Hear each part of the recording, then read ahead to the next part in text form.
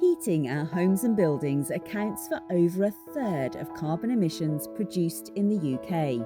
The decarbonisation of our heat supply is one of the big policy challenges to achieve net zero emissions by 2050.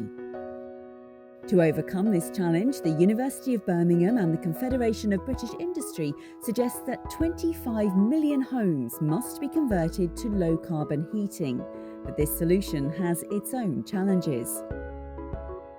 We must consider the type of property, the quality of thermal insulation, and the most suitable heating solution. Local energy infrastructure must support the proposed low-carbon heating solutions, whether that is heat pumps, hydrogen boilers, or district heating. A national delivery body is needed to develop and implement a national decarbonisation of heat programme.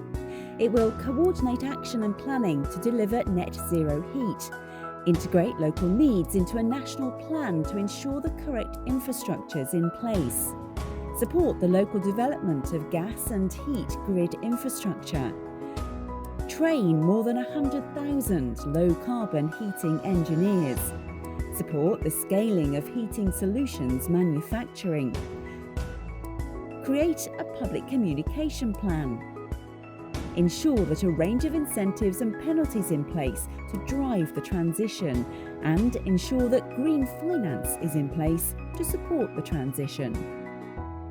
The national delivery body will need to be supported by several organisations, such as the proposed National Centre for the Decarbonisation of Heat, the NCDH.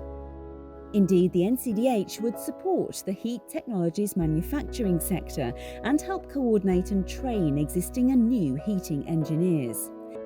It would act as a business incubator, supporting small and medium enterprise innovators as they bring their products and services to the market in time to help achieve climate targets. The NCDH Building Integration and Living Lab would provide the capability to test and demonstrate energy innovations, market arrangements, policy and regulations with real consumers. And it would work with the standards bodies and industry to help ensure the standards are defined, met and implemented. The location of the centre is crucial.